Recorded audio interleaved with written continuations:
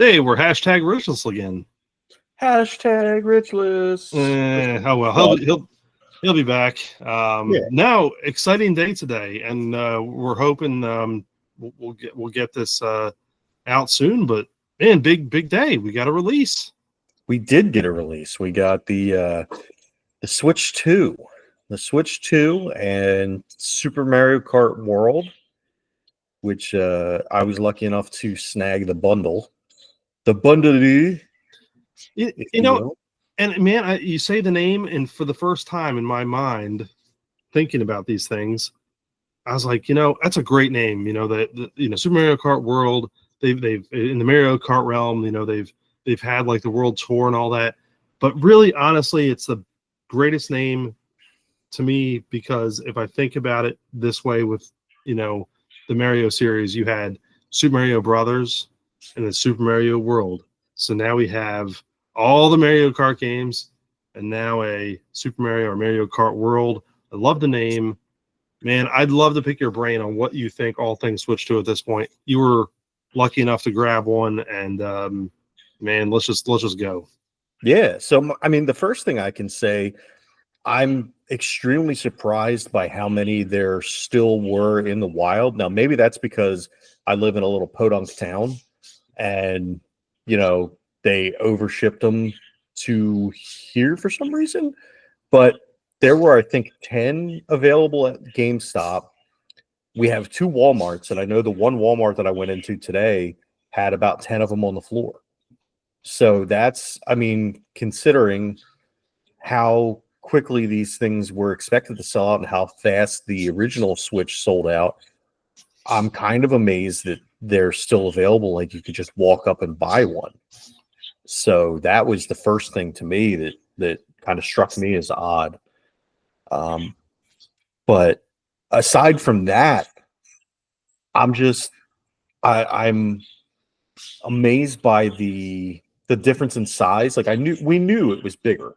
We knew that. But it's once you see it in person, it's different. I mean, it just looks so much different. Even though it's the same as the Switch, it looks so much different to me. I in my mind, again, we're not playing like the size of things necessarily, but I'm trying to make an analogy here. I remember using the first like smartphones, and they were very small. And I remember one of the first times I got a Note 2, much bigger screen, and it was like side by side. I had like an iPhone and then the Note 2, which was like much larger, and it was like the presence was felt comparatively. And that's what I assume is what it is. Yeah, and even the Joy-Cons, like the Joy-Cons are bigger. I think the magnet idea really worked well. So what you do when you're putting them on, it just snaps into place. When you're taking them off, you're pushing a button, and what it's doing is it's pushing a little peg out, and that's pushing the Joy-Con away to break magnetic grip. Okay. And then that's how they pop off. And then they connect to the Joy-Con grip or the charge grip, whichever one you get. I mean, obviously the dog bone that comes with the system too. They just pop directly to it, and then it's the same mechanism to disconnect them. And it's. So do you like that better than the original Switch, where it was the slide connect? Yeah, and one of the things that I thought was strange, and I'm gonna have to see how it works out when I play a different game, because Peyton and I played Mario Kart World, obviously, and I got a Pro Controller, which I'll get into in a minute because that's a whole nother world. But we used the grips and everything. He used the dog bone and I used the Pro Controller. But remember the caps that came with the Switch 1 with the Joy-Cons? Yes. Where they would slide onto the rail and it had the buttons on it. Yeah. The caps that come with the Switch 2 Joy-Cons are literally only for use in mouse mode. Really? Mm-hmm. Okay. So you pop them on there to protect the Switch or the Joy-Cons when you're using them in mouse mode. And it has a little like plate, like slide plate almost, so that it makes it easier to slide them around. So I need to see how it works with the buttons. I'm assuming the button. Why am I asking this? Why am I not just going and getting the Switch and looking? You know what it is? Because I'm lazy. So I'm gonna have to see how the buttons feel when you play, multiplayer with multiple Joy-Cons, where everybody's just got a Joy-Con instead of right. And we're talking basically we're 0 day here. I mean, you're day one of owning it. You've just been messing with it for a few hours. So I mean, this is how fresh it is when we're talking about it. So I mean, I think it's great to have this kind of analysis with it, even though it's like, oh, well, I don't know how it works. That's the whole point, right? I mean, you're learning it. I mean, and one of the things too that's we'll talk hardware first, and then we'll get into the UI and the software bit of it. But the other thing that I noticed is it doesn't feel like it's a whole lot heavier than the OLED model. Mm-hmm. And maybe it's just because the weight is well distributed, so maybe that's what it is. But it doesn't feel like you're holding a brick. That makes sense. And I say that in the sense of, I look at how televisions have gone in the last 10, 15 years. Granted, we're talking about going from LCD to LED to OLED, whatever, frame there. But there's also a lot of cut on plastic too, which is unnecessary at times. And I think that helps out with weight distribution, overall weight. And I think the same can be said for cell phones and the Switch. Yeah. And that's without even holding it. I just think that that's a natural technology progression. Right. So let's get into the Pro Controller, because that was something that really, I had heard that the sticks were really good on it, and holy crap, like I can't really describe how good the sticks feel and how smooth they are. Like, even I took it and I just did like a clockwise rotation, and like against the rim of the I don't know what you would even call it, but where you push it to its extremes, right? Mm-hmm. Mm-hmm. And it feels like it's not even touching anything. Now, to give a little bit of a balance to that, I was playing my PS5 afterwards, because I was playing I'm still stuck on that frickin' Harry Potter and the hot dog flavored water game. For those that are not in the know, that is Hogwarts Legacy. And I was playing, and I'm like, you know what? Let me see the stick. And I moved the stick to its extremities, and you could definitely feel it along the rim. So I don't know what Nintendo did to it, but the game, or the Pro Controller feels really good. And it does have mappable buttons on the back too. Oh, okay. It has one mappable button per grip, which you don't have to use, but it's there if you want to use it. And I think that's cool.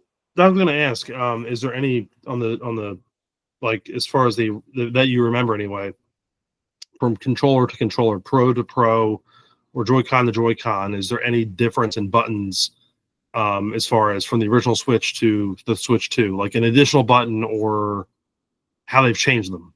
So I will say the Pro Controller overall just feels better.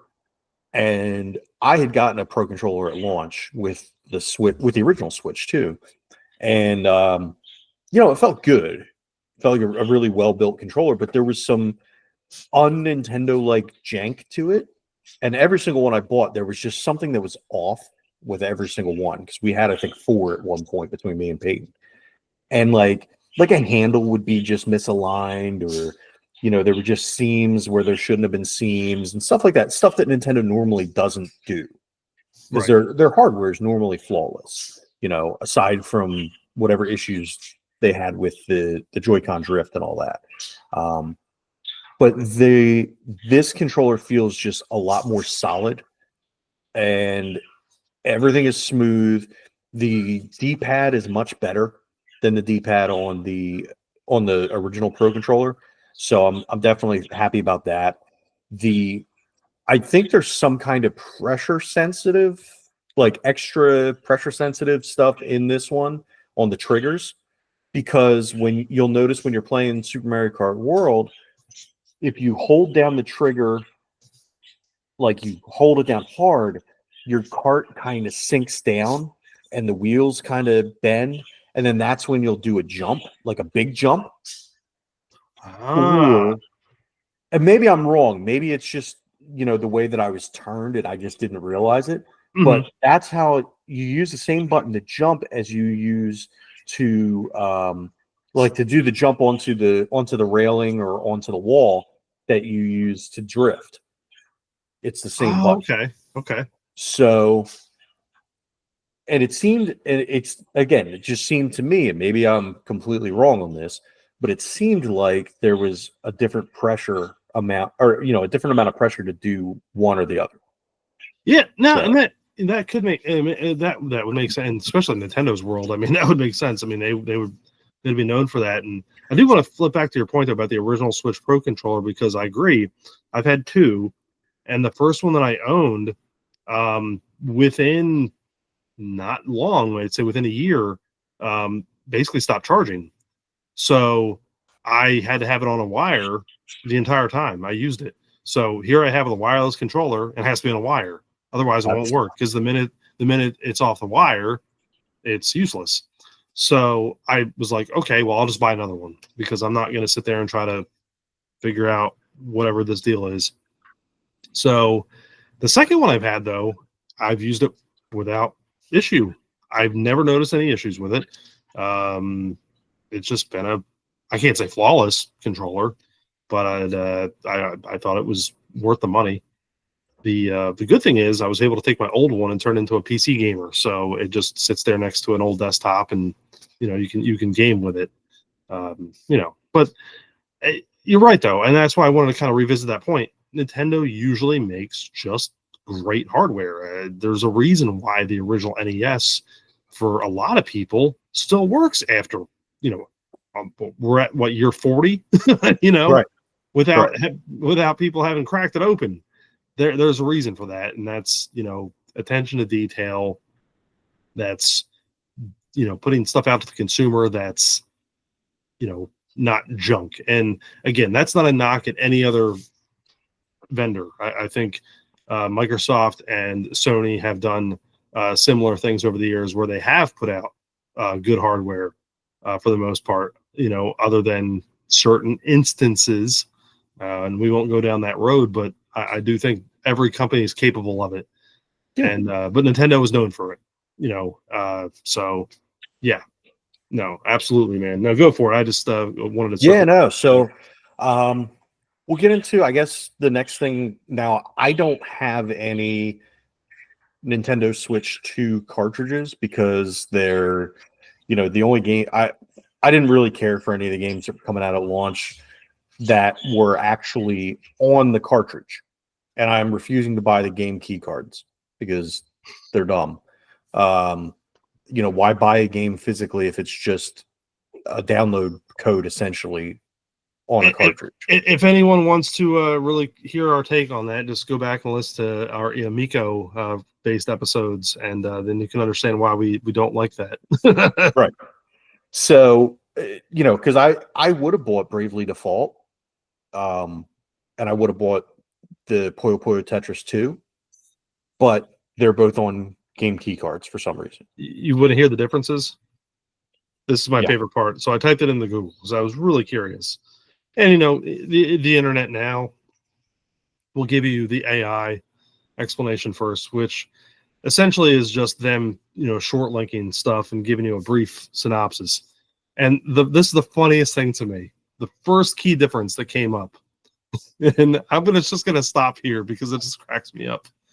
Nintendo Switch 2 cartridges are red, while Nintendo Switch 1 cartridges are black. That's true. Like, that's it. Like, that's really the difference, because here's the thing. You can put Nintendo Switch 2 cartridges in the Nintendo Switch 1. And vice versa, obviously, because it's backwards compatible. And here's why they do that. Because you can buy, like, if you bought Tears of the Kingdom, or you bought Breath of the Wild, and you bought the Nintendo Switch 2 edition, you can play the original edition, or the original version, in the Switch 1. And then if you get a Switch 2 down the line, you can play it obviously with all of the upgrades on the Switch 2. Which is pretty awesome. I will say that they have nailed that backwards compatibility and, dare I say, forward compatibility with the using old hardware to be able to even utilize a newer system's cart. So that's really cool.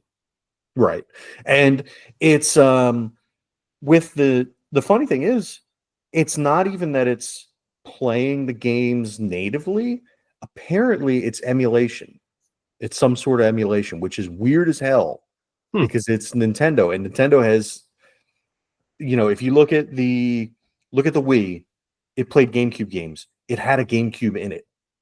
It had the GameCube hardware in it. If you look at the Wii U played Wii games because it had a Wii in it. It had the hardware. So they've gone from having built it, like keeping the hardware in, just like with the 3DS and the DS. It had the DS and the the Game Boy Advance before that. Mm-hmm. Everything has had the hardware built in. This is the first situation where they're going, you know what? We're going to just emulate it. And to emulate a system like the Switch is bonkers, to go from one generation to the next and already be emulating it. Yeah, I was going to say, that was a question I had for you. Whether that's advanced technology, the way things are going, do you think that's just the sign of the times? More of the software side instead of the hardware side for them. I think it's, I guess, man, I'm shocked that it's working as well as it is. And you can, if you need a picture of it working well, Pokemon Violet and Scarlet. And I know we talk, I talk a lot about Pokemon on here because I'm a fucking nerd. But if you look at the difference between Pokemon Scarlet and Violet running on the Switch 1 versus running on the Switch 2, what they've managed to do, how they've transformed the game as far as not just the graphical fidelity, but having so many more characters on the screen and so many more Pokemon on the screen and so much more going on at once, and getting it to run the way it should have run when it came out to begin with is amazing, especially considering it's not hardware based. Yeah, that's pretty wild. I don't know. I just wonder, like I said, sign of the times, right? So I think companies are always looking at profit margins, whatever, but I really do think that that's just the way things are going, and maybe they just know it. They obviously know what they're doing. Right. Maybe they finally hit it, and maybe it's just a different animal because you're still playing in the same sandbox. Yeah, that's the only thing I can figure is that because it is basically an iterative system, maybe it was easier for them to say, okay, well, yeah, it's not complete hardware, but maybe it's like a hardware software kind of split. I don't know exactly what they did. I just know it works. Yeah, and that's one of the conversations I wanted to get into with you. And I know we kind of have tailed here into something else, but one of the conversations that we had talked about off pod was the GameCube and being part of the online service for the Switch 2, and hearing that there's already been complaints about certain things with it. And it recalled to me about the complaints similarly for the 64. And to me, a lot of that has to do with emulation. The 64 historically was the hardest, and still is, to me, at least where we sit now, as far as we're talking about legacy systems anyway, to emulate. And, and I say that in a sense of trying to replicate it perfectly. Right. It was very easy to replicate the original Nintendo, the Super Nintendo, the Sega Genesis, almost without fail, and almost many, many years ago because of the simplicity. But once it got to the 64 generation, it got really finicky. Now, I've never really messed with other systems of similar like the original PlayStation emulation. I can't tell you. I don't know. But I always thought and read certain articles that pointed to the 64 just being a pain to emulate. And so it was no surprise to me that the 64 ahead of, obviously the NES and for their online service. So I think there were maybe some similar complaints about the GameCube, but maybe, what do you say? So what they were complaining about was, and it was one specific game, it's Wind Waker, which had an HD remaster for the Wii U. And people were posting side by side like screenshots and complaining that it looked worse than it did, saying it was a downgrade. Well, no shit, Sherlock. One was an HD remaster, and one is an emulated game for an older system. Like, obviously, the HD remaster is going to look better than the GameCube game. I don't understand what people don't get with that, but, like, it's really not that hard to wrap your head around. Yeah, it would be a different story if they're like, hey, we're emulating the HD remaster. Right. We're bringing that to you, but we're not. We're bringing you exactly what we're telling you, and you're still going to dump on it. Like, that's just human nature, though, man. People are idiots and people are jerks, and yeah, it's so it's just, but it doesn't surprise me. Yeah. Now, what I will say, let's use that as a segue to get into the UI and stuff. Yeah, I love the challenge. It's very similar to the original Switch. Very, very similar. One of the major differences, though, is say you have a game that you don't want to, or you need to re-download, right? But you don't want to go into the Switch shop, the eShop, re-download it. There's a dedicated spot in the row to go in and download games to re-download. Ah, nice. So you can actually, it's a virtual. Remember they were talking about the virtual game cards where you could actually share your collection, your digital collection out. Yes. So that's built right into the main bar. And what you do is you just click on that, and it has your entire digital library. And then you can, from there, load it onto the system you're on or lend it out. Oh, okay, cool. That's cool. And here's the cool thing, too, with the Switch 2. The Switch 2 is compatible with the Switch 1, where you can actually play, like, a multiplayer game. So, like, if you wanted to play Super Mario Bros. Wonder, and say, I have my Switch 2, you have Switch 1, and you want to play 2, you can do the cross-play like that with just the one cartridge. And you basically download, like, I guess, some kind of version of it that goes away once we're done playing. Oh, that's cool. Yeah. Huh. So it makes it so that it makes it multiplayer more friendly. You've only got to have the one cartridge, and that's a lot of the games got that, like that Clubhouse games. Yeah. And I'm trying to remember what else, but there's a bunch of games that got that update. I think pretty much every Mario game got the update. So, Mario 3D World and Bowser's Fury, you can do the same thing, where you can use one system that has it and then multiple systems connecting to it and playing local multiplayer. That's cool. Now, their screens. That's really cool. Have you noticed any speed or I think aesthetics we kind of mentioned were, we got into that a little bit, but any speed differences or It loads real fast. The only game I played literally has been Mario Kart World.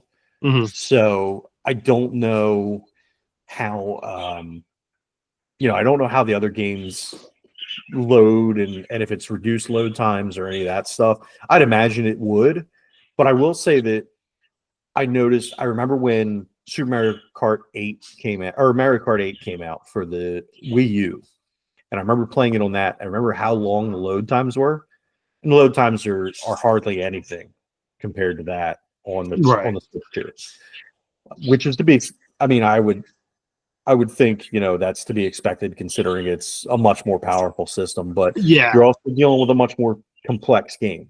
exactly. And that's the one thing I noticed with the Switch itself. I never noticed anything too crazy unless it was like a crazy game or the initial, release of a game, where it wasn't, there was obviously bugs, not to say it would crash, but it would be slow, Right. or that sort of thing. So, but But I no, didn't it's I didn't have any issues downloading the game. I haven't had any issues with the eShop at all. Um, it all runs pretty much. The eShop I like a lot better on the Switch 2. They've kind of cleaned it up a little bit. Maybe it's the same on the Switch of the original Switch now too, but I feel like it loads quicker and I feel like it's a little bit better organized. It's been a little bit since I've messed with an original Switch, so they could yeah. have changed it. I don't know. I haven't gotten on there in a while. I was on there enough to, well, funny enough, to re-download things.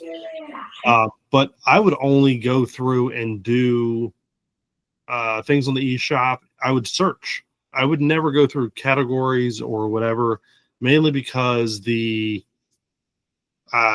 you just said, like the way everything was broken down, I didn't think it was great. So I was more akin to just like searching and finding what I needed, and then really there to re-download. That's pretty much what I was there for. Yeah, and that's so. And again, you don't have to go into the eShop. Sorry about the background noise. The puppies are wrestling. Nah, all good, man. We'll wrap up here soon. But they've taken the re-downloads out of the eShop. What's one of the things that I like about it is it does show when you look in the great deals section, it does tell you how many of your games are on sale. Oh, that's cool. But no, man. Yeah, I'm. I'll eventually. I was hoping to wait till Christmas, but I don't know.